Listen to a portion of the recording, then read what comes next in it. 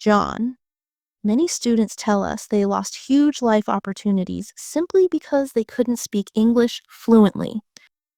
It is the most painful feeling when you have the skills, but language becomes a locked gate.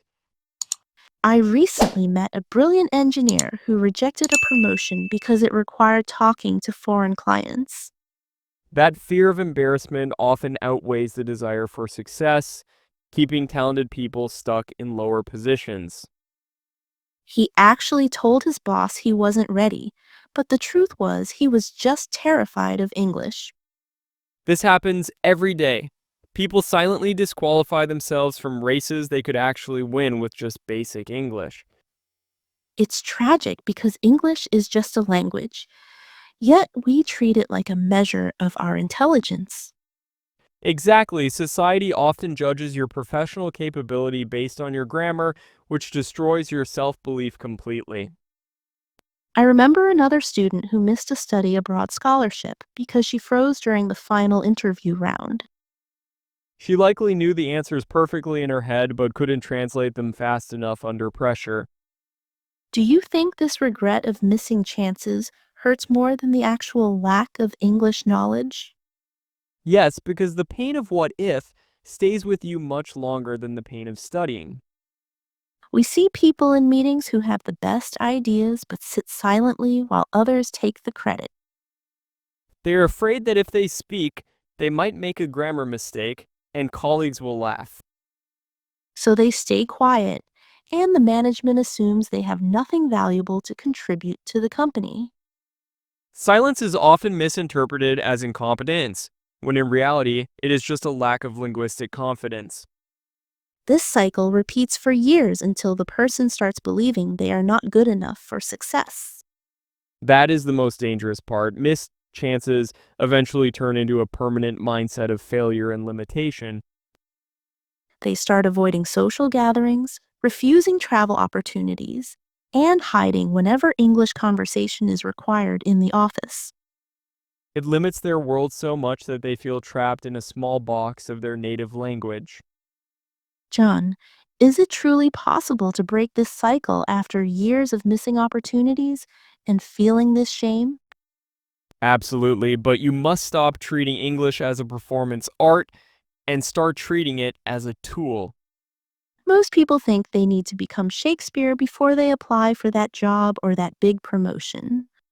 Waiting for perfection is the exact reason why they keep missing opportunities year after year without progress. If you are watching this and feel regret about lost chances, this episode is your turning point. We are going to teach you a practical framework to stop hiding and start seizing every single opportunity. We call this framework the CPR method, designed to revive your dying career opportunities and build instant courage. Just like CPR saves lives, this method saves your confidence when you're about to freeze up completely. It stands for confidence, preparation, and response. Three pillars that hold up your ability to speak fearlessly. With CPR, you will stop focusing on grammar and start focusing on connection, which is what actually matters. Let's start with the first letter C, which stands for confidence, but not the way you think. Most people think confidence comes after you learn English, but actually, confidence must come before you speak perfect English. So, you mean we need to be comfortable with making mistakes in front of other people right now? Precisely, because the person who speaks broken English with confidence gets the job over the silent perfectionist. That is a powerful realization. Interviewers look for communication ability, not necessarily perfect textbook grammar rules and vocabulary. Confidence means accepting that you will make mistakes and deciding to speak your message clearly despite them. I have seen non native speakers lead global companies with heavy accents because they simply do not care about judgment. They focus on the what of their message, while shy learners obsess over the how of their grammar. To build this confidence, you must stop translating every word in your head before you open your mouth. Translation causes the pause that creates the silence, which then creates the fear that stops you from speaking. The second part of our framework is P, which stands for preparation, the secret weapon of successful speakers. You cannot prepare for every conversation, but you can prepare for the specific opportunities you are targeting. If you are missing job interviews, you don't need general English.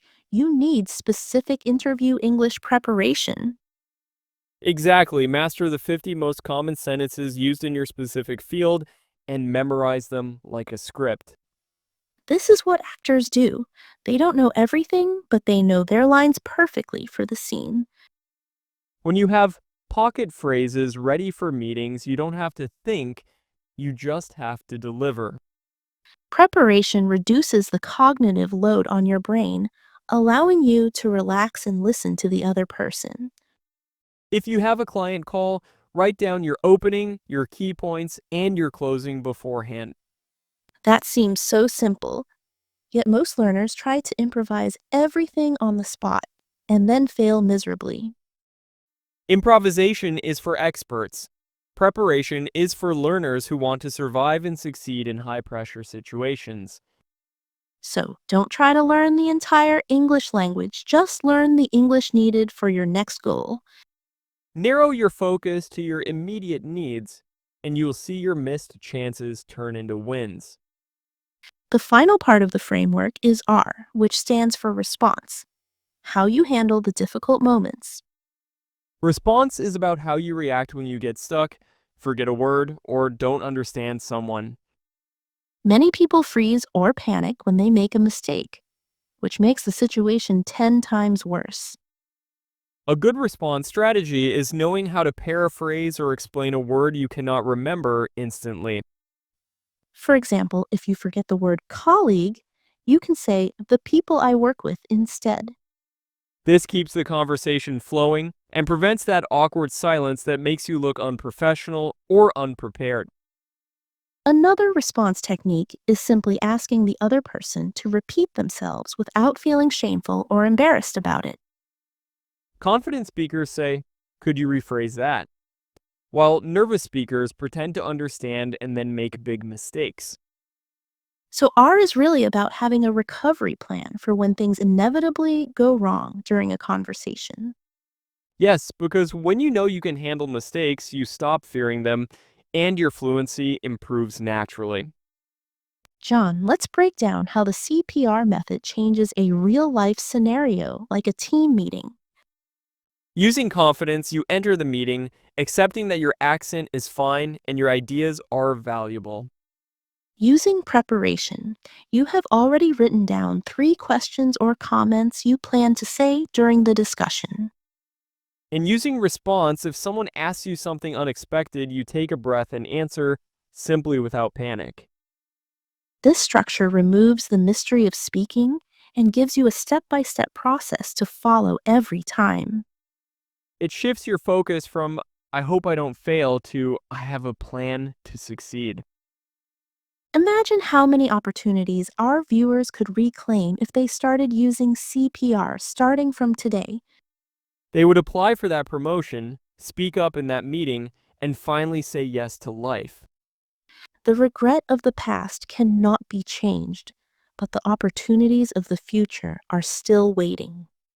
Your English does not have to be perfect to be profitable, powerful, and effective in your career. Many CEOs speak English as a second language and make mistakes, yet they are respected for their leadership.